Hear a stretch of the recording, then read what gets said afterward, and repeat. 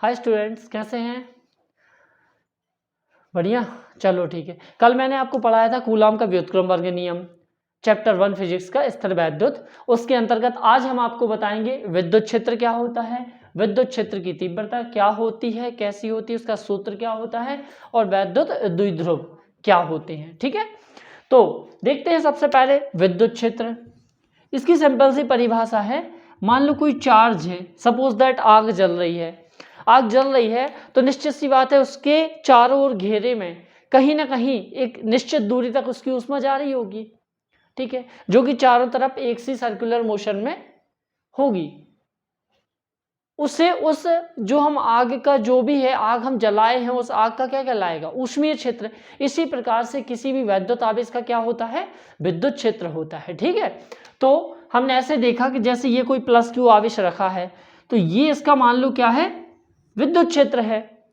तो अब बात ये आती है कि विद्युत क्षेत्र को कैसे डिफाइन करोगे। तो सुने, किसी आवेश के चारों ओर का वह क्षेत्र जहां तक उसका प्रभाव रहता है, अर्थात किसी आवेश के चारों ओर का वह क्षेत्र जहां तक वह किसी दूसरे आवेश पर बल लगा सकता है। Okay, that's all. और ये तो हो गया क्या, हमारा विद्युत क्षेत्र, यानी इंग्लिश मीडियम वाले इसको इलेक्ट्रिक फील्ड बोल सकते हैं। सेकंड आता है हमारा विद्युत क्षेत्र की तीव्रता। बहुत सरल है। कैसी है इसकी परिभाषा, तो देखना, जैसे ये कोई हमारा प्लस क्यू आवेश है और इसके चारों ओर इसका क्या है, विद्युत क्षेत्र है। ठीक है, और यदि यहां पर हम क्या रख दें, कोई एक परीक्षण आवेश रख दें, कोई सा एकांक आवेश रख दें Q0, ठीक है, तो सीधी बात है अगर ये प्लस होगा तो ये वाला आवेश इस पर क्या लगाएगा, प्रतिकर्षण बल, और अगर ये माइनस चार्ज हुआ तो इस पर ये क्या लगाएगा, आकर्षण बल लगाएगा। इट मीन्स के बल तो जरूर लगाएगा ना। तो अब हम देखते हैं कि विद्युत क्षेत्र की तीव्रता क्या होती है। तो इधर ध्यान से देखें कि किसी आवेश के विद्युत क्षेत्र के, किसी आवेश के विद्युत क्षेत्र के किसी बिंदु पर रखा परीक्षण आवेश, छोटा सा आवेश, एकांक आवेश हो सकता है, परीक्षण आवेश स्वयं पर जितने आकर्षण या प्रतिकर्षण बल का अनुभव करता है उसे उस बिंदु पर विद्युत क्षेत्र की तीव्रता कहते हैं। सपोज दैट यहां बिंदु P है जिस पर हमारा Q0 एक परीक्षण आवेश रखा है, तब इस बिंदु पर हमारी विद्युत क्षेत्र की तीव्रता क्या होगी। तो देखिए इसका सूत्र क्या होता है, सूत्र से भी आप परिभाषा बना सकते हो, E = F/Q0। कैसे याद करोगे, विद्युत क्षेत्र के किसी बिंदु पर रखा एकांक धनावेश स्वयं पर जितने आकर्षण या प्रतिकर्षण बल का अनुभव करता है उसे उस बिंदु पर विद्युत क्षेत्र की तीव्रता कहते हैं। अब बात आती है कि E का मात्रक क्या होगा। तो चूंकि E कहां से आया है, बल बटे आवेश से, ठीक है, बल F से हम किसको रिप्रेजेंट करते हैं, बल को, तो बल का मात्रक क्या होता है SI पद्धति में, न्यूटन, और प्रति यहां पर Q यानी क्या है हमारा आवेश, आवेश का मात्रक क्या होता है, कूलाम, तो न्यूटन प्रति कूलाम। ठीक है, और इसके आगे हम देखते हैं इसका विमीय सूत्र। तो इसका विमीय सूत्र कितना होगा, विमीय सूत्र तो वो हो जाएगा हमारा बल का विमीय सूत्र कितना होता है, mLT-2 और अपॉन किसका, Q यानी आवेश का विमीय सूत्र। तो कल मैंने बताया था आवेश का विमीय सूत्र क्या होता है हमारा AT। ठीक है, इसको हम सेटल करेंगे तो ये M तो है ही, यहाँ पे L है, ये T ऊपर गया तो ये इन्वर्टिबल हो जाएगा, यहाँ -2 पहले से ये क्या हो जाएगा -3 और A का भी इनवर्स। ये हो गया हमारा E का विमीय सूत्र। E मीन्स विद्युत क्षेत्र की तीव्रता। अब यदि आपसे पूछे कि ये जो लगने वाला बल है इसकी वैल्यू कितनी होगी, तो यहीं पर अगर इस सूत्र में हम क्या कर दें, क्रॉस मल्टीप्लिकेशन, तो क्या आ जाएगा, F = क्या आ जाएगा, Q0 × E। तो यहां पर ये बल का मान कितना आया, Q0 × E। यही वह बल है जो प्लस Q आवेश के द्वारा इस आवेश Q0 पर लगाया जा रहा है। आया समझ में, ठीक है बच्चों। इसके बाद हम देखेंगे वैद्युत द्विध्रुव क्या होता है। ठीक है, जो मैं यहाँ पे डायग्राम बना रहा हूं ध्यान से देखना, हमारे पास एक प्लस Q आवेश है और एक माइनस Q आवेश है, दोनों के बीच की जो दूरी है वो कितनी है, r है, या इसको अपन बोल सकते हैं 2L भी ले लेते हैं दूरी, ठीक है। इसको बोलते हैं O, मीन्स ये सेंट्रल पॉइंट होगा इस लाइन का। ये मान लिया जो हमारा प्लस क्यू आवेश है वो बिंदु ए पर है, और जो हमारा कौन सा माइनस क्यू आवेश है ये बिंदु बी पर है, और इनका जो सेंट्रल पॉइंट है वो कितना है हमारा O है, ठीक है। तब हमारी वैद्युत द्विध्रुव की परिभाषा क्या बनेगी, तो देखना ये दूरी जो होती है ना बहुत छोटी होती है, तो इसकी परिभाषा कुछ ऐसे लिखेंगे हम कि अल्प दूरी पर स्थित, अल्प दूरी पर स्थित, थोड़ी सी दूरी पर स्थित होते हैं, दो समान परिमाण के यानी Q प्लस Q और माइनस Q की वैल्यू क्या होनी चाहिए, आंकिक मान सेम होना चाहिए। ओनली उनके चिन्ह कैसे हैं, अलग अलग, यानी ये सजातीय नहीं है, क्या है, विजातीय हैं। तो अल्प दूरी पर स्थित दो समान परिमाण के विजातीय आवेशों से मिलकर बने निकाय को क्या कहते हैं, वैद्युत द्विध्रुव। क्या कहते हैं, वैद्युत द्विध्रुव कहते हैं, ठीक है। इसके बाद और क्या पढ़ सकते हैं हम यहाँ पर, जो हमारी ये 2L होती है, 2L वो क्या होती है, द्विध्रुव की लंबाई, इसी को क्या बोल देते हैं अपन, द्विध्रुव की लंबाई भी बोल देते हैं, ठीक है। और जिसे हमें कितना लेना है, हमेशा 2L लेना है, ठीक है। सिरे A से सेंट्रल पॉइंट O तक की जो डिस्टेंस होती है वो L होती है, और O से फिर B तक की जो हमारी क्या होती है डिस्टेंस होती है वो भी क्या होती है L। इस तरह से पूरे द्विध्रुव की लंबाई क्या हो जाती है, 2L हो जाती है। और इसको जो बोलते हैं इसका इंग्लिश नेम क्या होता है, इलेक्ट्रिक डिपोल, ओके बच्चों। इसके बाद हम क्या देखते हैं, देखें वैद्युत द्विध्रुव आघूर्ण।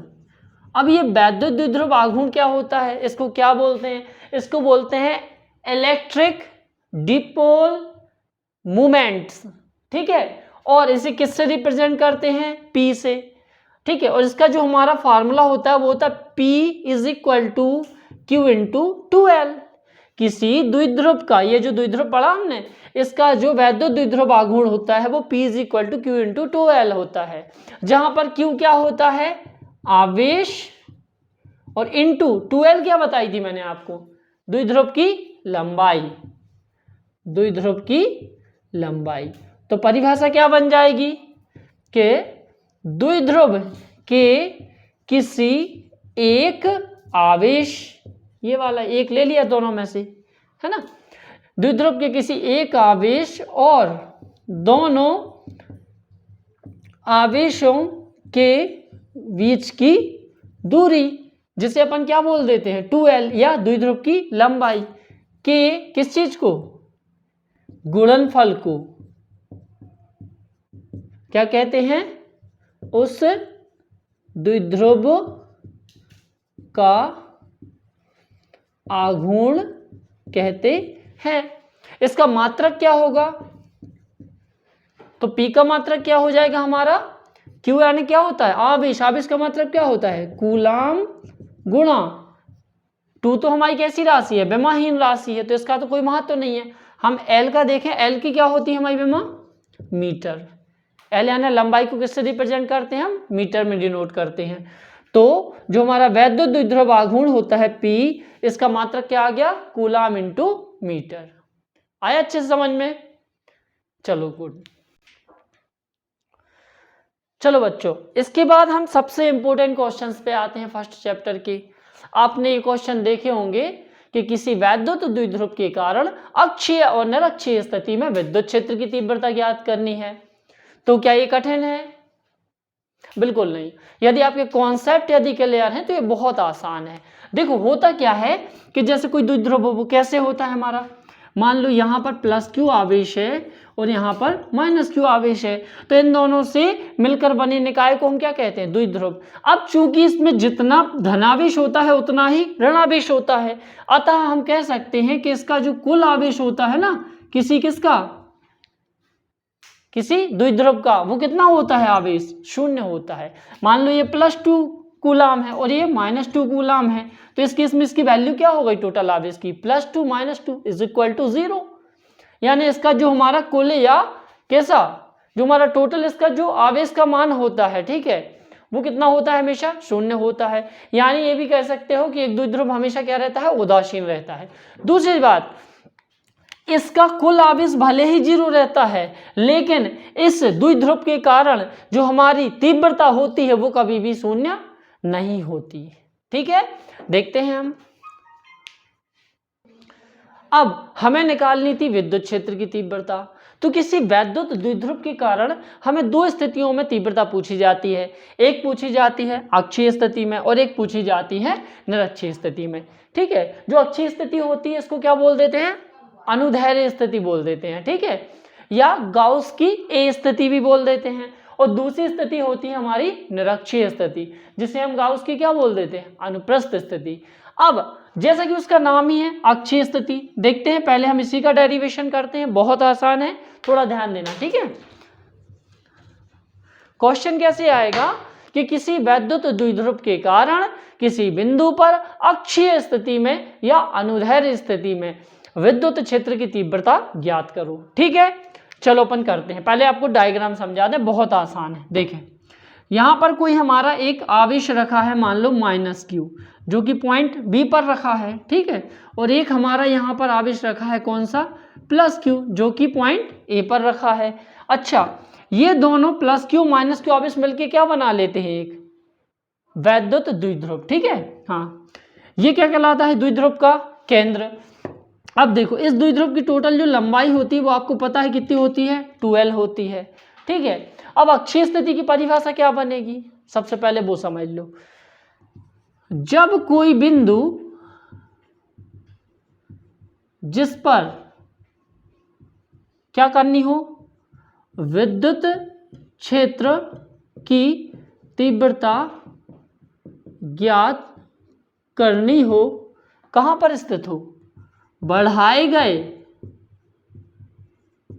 काय पर, द्विध्रुव अक्ष पर स्थित हो। द्विध्रुव अक्ष कौन सा होता है, जो हमें +q -q आवेशों को मिलाने से मिलता है, ये वाली रेखा, ये क्या है, द्विध्रुव का अक्ष। अगर इसको हम ऐसे बढ़ाते जाएं और यहाँ पर कोई बिंदु हमारा P है, जिस पर हमें क्या निकालनी है, विद्युत क्षेत्र की तीव्रता E की वैल्यू ज्ञात करनी है। ठीक है, तो इस बिंदु P को इस द्विध्रुव के सापेक्ष अक्षीय स्थिति में कहते हैं, क्योंकि बिंदु कहाँ पे मिला है आपको, जो हमारा ये द्विध्रुव था इसके अक्ष को आगे बढ़ाने पर मिला है। तो देखते हैं, जब कोई बिंदु जिस पर विद्युत क्षेत्र की तीव्रता ज्ञात करनी हो बढ़ाए गए द्विध्रुव अक्ष पर स्थित हो, तो इसे किसे, बिंदु P को काय के सापेक्ष, इस द्विध्रुव के सापेक्ष काय में कहा जाता है, अक्षीय स्थिति में, अक्षीय स्थिति में कहा जाता है। ठीक है, ध्यान से अब इसका हम डेरिवेशन देखते हैं, कैसा करेंगे, बहुत आसान है। देखो, हमें बिंदु P पर क्या निकालनी है, तीव्रता। कुछ लॉजिक्स देख लो। सबसे पहले द्विध्रुव का जो केंद्र है O, उससे हमेशा उस दूरी को क्या लेना है, बिंदु की दूरी को r। अब आपसे मैं पूछूं कि इस बिंदु पर मान लो कोई हमारा एकांक आवेश रखा है या परीक्षण आवेश रखा है, कौन सा, Q0 रखा है। ठीक है, तो एक मिनट माइक सही कर लूं। तो कोई आवेश रखा है Q0, परीक्षण आवेश। तो सीधी बात है कि अगर ये मान लो +q आवेश हुआ, +q0, तो ये इसका धनावेश बिंदु ए पर रखा धनावेश, इस धनावेश को क्या करेगा, प्रतिकर्षित, यानी इसके कारण जो तीव्रता की दिशा होगी वो कहाँ होगी, बाहर की ओर होगी ना। और जो बिंदु बी पर मैं बोल रहा था, जो -q आवेश है, ये इस +q आवेश को क्या करेगा, परीक्षण आवेश को, विजातीय आवेशों में क्या होता है, आकर्षण। तो ये वाला -q आवेश इस +q0 आवेश को अपनी ओर क्या करेगा, आकर्षित। यानी बिंदु बी पर रखे -q आवेश के कारण जो तीव्रता की दिशा होगी E2, वो कहाँ की ओर होगी, अंदर की ओर। और ए पर रखे +q आवेश के कारण कहाँ की ओर थी तीव्रता की दिशा, E1 बाहर की ओर, E2 अंदर की ओर। यानी E1 अंदर की ओर है और E2 बाहर की ओर है। यानी इनमें कितने अंश का कालांतर है हमारा, 180 अंश का। ये एक दूसरे के विपरीत। हम भाषा कैसे लिखेंगे, देखते हैं इधर। माना AB ये वाला यहां से यहां तक एक क्या है, वैद्युत द्विध्रुव है, जो कितनी दूरी, 2l दूरी, इनके बीच की दूरी कितनी है, 2l दूरी पर स्थित प्लस q व माइनस q आवेशों से मिलकर बना है। ठीक है, ओके।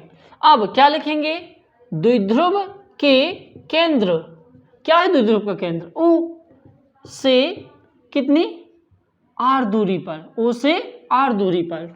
तो द्विध्रुव के केंद्र O से स्मॉल r दूरी पर अक्षीय स्थिति में एक बिंदु कौन है, P है, जिस पर विद्युत क्षेत्र की तीव्रता क्या करनी है, ज्ञात करनी है। ठीक है, अब हम डेरिवेशन करेंगे तो हेडिंग डालेंगे सबसे पहले व्यंजक। क्या डालेंगे हेडिंग, देखते हैं। देखो इस तरह से देखेंगे हम, पहले बिंदु ए पर रखे प्लस क्यू आवेश के कारण जो तीव्रता होगी वो ज्ञात करेंगे, यानी किसकी वैल्यू, E1 की। फिर बिंदु बी पर रखे माइनस क्यू के कारण जिस पर अंदर की ओर आकर्षण बल लग रहा है। ठीक है, तो बी के कारण क्या निकालेंगे, तीव्रता E2। फिर दोनों का हम क्या निकाल देंगे, रिजल्टेंट निकाल देंगे। बहुत आसान है, देखें क्या लिखना है, बिंदु ए पर स्थित प्लस क्यू आवेश के कारण बिंदु P पर विद्युत क्षेत्र की तीव्रता क्या हो जाएगी, E1 इज इक्वल टू, क्या पढ़ा था तीव्रता की परिभाषा, 1/4πε0 Q अपॉन क्या होता है, दूरी का वर्ग। तो देखना जरा A से P की दूरी कितनी है हमारी, कितनी है, AP का क्या होता है, स्क्वायर होता है। अच्छा, AP की दिशा कहाँ होगी, आप देखें जो E1 की दिशा है वो कहाँ है, चूंकि प्लस क्यू आवेश इस प्लस क्यू जीरो आवेश को क्या कर रहा था, प्रतिकर्षित, तो दिशा कहाँ होगी, ए से पी की ओर। तो यहाँ हम लिख देंगे दिशा क्या है इसकी, एपी के अनुदिश। ठीक है, और देखो अब हमें एपी की वैल्यू चाहिए, इधर ध्यान दें। सबसे पहले हमें एपी की वैल्यू चाहिए, लेकिन देखो ए से पी की वैल्यू दी है क्या कहीं पे, नहीं दी। देखें अगर हम क्या करें कि ओपी में से, यहाँ ओपी इतनी है दूरी, कितनी आर, अगर हम ओपी में से ये इतनी दूरी मीन से कितनी थी एल, और ये भी कितनी थी एल, अगर हम ओपी में से ओए को घटा दें, ओपी में से ओए को माइनस कर दे, हाइड कर दें, तो क्या बचा हमारा एपी। ठीक है, तो ओपी कितना था हमारा आर, और माइनस ओए कितना था हमारा एल। ठीक है, तो ये किसकी दूरी आ गई हमारी, एपी की। ए से पी की दूरी कितनी आ गई, आर माइनस एल। इस वैल्यू को यहाँ पे रखेंगे, E1 इज इक्वल टू क्या आ गया, 1/4πε0 Q अपॉन क्या आ जाएगा, आर माइनस एल का स्क्वायर। इसको दे दिया हमने इक्वेशन 1। अब आगे देखते हैं, इसी प्रकार किसके द्वारा, अभी हमने देखी बिंदु ए पर रखे प्लस क्यू आवेश के कारण तीव्रता, अब किसके द्वारा देखेंगे, बी पर रखे माइनस क्यू आवेश के कारण जो तीव्रता है। इसी प्रकार बिंदु बी पर स्थित कौन से, माइनस क्यू आवेश के कारण, इसके कारण कौन से बिंदु पर, बिंदु पी पर विद्युत क्षेत्र की तीव्रता वो कितनी हो जाएगी, तो E2 is equal to 1/4πε0 Q upon, देखना जरा बी से कितनी दूरी है पी की, तो BP हो गई, तो BP का स्क्वायर। और चूंकि BP की दिशा कहाँ की ओर है, देखें आप, ये माइनस क्यू था ना, ये Q0 को क्या कर रहा था अपनी ओर आकर्षित, यानी दिशा कहाँ की ओर है E2 की, P से B की ओर। तो दिशा क्या हो जाएगी, PB के अनुदिश। दिशा देनी जरूरी है क्योंकि तीव्रता एक सदिश राशि है। ठीक है, आगे देखते हैं। अब हमें किसकी वैल्यू चाहिए बेटा, BP की। तो BP की वैल्यू कहाँ से आएगी हमारे पास, देखो हमें चाहिए यहाँ से यहाँ तक की दूरी, जबकि देखो हमारे पास कुछ इस टाइप से है दूरी। अगर हम OP में, अगर हम OP टुकड़े में ये OB टुकड़ा और जोड़ दें, यदि हम O से P तक की दूरी में O से B तक की दूरी और जोड़ दें तो ये पूरी डिस्टेंस बन जाएगी। मीन्स ये OP कितनी थी हमारी R प्लस OB कितनी थी हमारी L, तो ये BP की वैल्यू कितनी आ गई R प्लस L। इस वैल्यू को यहाँ पे रख देंगे हम, किसकी वैल्यू को, BP की रखें। E2 is equal to 1/4πε0 Q upon क्या आ जाएगा आर प्लस एल का स्क्वायर। इसको दे दिया हमने इक्वेशन 2। ठीक है, तो हमारे पास बिंदु ए के प्लस क्यू आवेश के कारण बिंदु पी पर तीव्रता निकाल ली हमने, समीकरण 1, और बिंदु बी पर स्थित माइनस क्यू आवेश के कारण भी बिंदु पी पर हमने क्या निकाल ली, तीव्रता E2 ज्ञात कर ली। अब हमें बताना है कि बिंदु पी पर टोटल तीव्रता कितनी होगी। अब देखो, चूंकि ए उस पर कहाँ की ओर बल लगा रहा है, बाहर की ओर, और बी कहाँ की ओर लगा रहा है, अंदर की ओर, है ना। यानी दोनों जो तीव्रताएं हैं वो जो है ना, उनकी जो दिशाएं हैं परस्पर कैसी हैं, विपरीत है। तो इसको किस तरह से हम दर्शाएंगे, देखते हैं। बिंदु P पर परिणामी तीव्रता कैसे हो जाएगी, E is equal to E1 plus E2, ये आ जाएगी टोटल तीव्रता। लेकिन अगर E1 को हम प्लस का ले रहे हैं तो E2 को हमें काय का लेना पड़ेगा, माइनस का। क्यों, क्योंकि यहाँ लिख देंगे, चूंकि E1 व E2 की दिशाएं परस्पर कैसी हैं बेटा, विपरीत है। आया समझ में। चलिए आगे देखते हैं। E is equal to E1 और क्या हो जाएगा, ये प्लस माइनस का इनटू हुआ तो माइनस E2। अब किससे रखेंगे हम, समीकरण 1 और 2 से E1 और E2 के मान रखेंगे। चलो करते हैं कैसे, ये नोट कर लेना आप लोग। आगे देखते हैं। देखें, वैल्यूज रखें। इसकी वैल्यू कितनी थी E1 की, इसकी आई थी 1/4 pi epsilon 0 Q upon R minus L का स्क्वायर, और बीच में क्या चल रहा है, माइनस। इसकी वैल्यू कितनी थी, 1/4 pi epsilon 0 Q upon R plus L का स्क्वायर। इसमें देखें आप, कॉमन क्या आ रहा है दोनों पक्षों में, तो देखो ये जो वैल्यू है, इतनी वैल्यूज दोनों में सेम है ना, दोनों टर्म्स में, तो ये इसको हम क्या ले लेंगे, कॉमन ले लेंगे। तो कॉमन क्या आ जाएगा, देखो ऊपर से तो क्यों निकल आया दोनों में से, नीचे से क्या निकल आया 4 पाई एप्सिलॉन 0, अंदर क्या बचा ओनली 1/R माइनस एल का स्क्वायर, और बीच में माइनस 1/ क्या बचा R प्लस एल का स्क्वायर। यहां पर हम क्या ले लेंगे बेटा, एलसीएम। एलसीएम लेंगे तो क्या हो जाएगा, Q अपॉन 4 पाई एप्सिलॉन 0, यहां पर कितना आ जाएगा R माइनस एल का square into R plus L का स्क्वायर। ये क्या आ गया, एलसीएम। और ऐसे एलसीएम की कंडीशन में जब डिफरेंट हो दोनों के डिनोमिनेटर, तो क्या करते हैं हम, क्रॉस मल्टी कर देते हैं। इसका यहाँ इंटू हो गया तो R प्लस एल का स्क्वायर, बीच में माइनस R माइनस एल का स्क्वायर। इसके बाद आपको मैथ की 3 समीकरणाएं पता होंगी जो यहाँ लगनी है। पहली, इसको अगर हम A मान लें, इसको B मान लें, तो A प्लस बी का whole square is equal to A square plus B square plus 2AB। और यहाँ पर इसको A मान लें, R को, L को B मान लें, तो A माइनस बी का whole square is equal to A square plus B square minus का 2AB। और क्या होता है एक समीकरण, A square minus B square is equal to A plus B A minus B. ये तीनों ही यहाँ पे यूज होनी है। ठीक है बच्चों, देखते हैं। Q अपॉन 4 पाई एप्सिलॉन 0, पहले इसकी वैल्यू निकालो, ये A है और ये B है, तो क्या आ जाएगा A square plus B square, यानी R square plus L square प्लस 2RL आ जाएगा। चलो, बीच में माइनस से चूंकि, तो हम ये ब्रैकेट ओपन अभी नहीं करेंगे, सिर्फ समीकरण लिख लेंगे अंदर।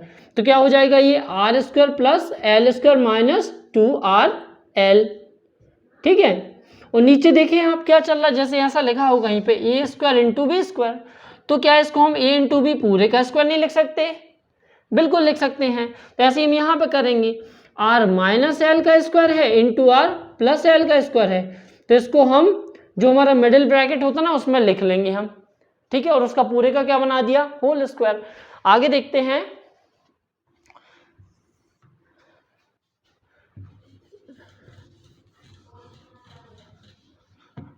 आगे देखें इधर, ये क्या चल रही थी हमारी परिणामी तीव्रता। ठीक है, तो इधर तीव्रता क्या आ जाएगी, E बराबर Q अपॉन 4 पाई एप्सिलॉन 0, अंदर का सॉल्व करें, ब्रैकेट ओपन कर दें आप, तो क्या आ जाएगा बेटा, R square plus L square प्लस 2RL, फिर माइनस का इंटू हो गया इसमें, तो माइनस का R स्क्वायर माइनस का L स्क्वायर और माइनस माइनस प्लस का 2RL। और नीचे क्या चल रहा था, देखो कुछ इसी टाइप से है ना, A plus B A minus B is equal to क्या होती है, समीका बी बताई थी।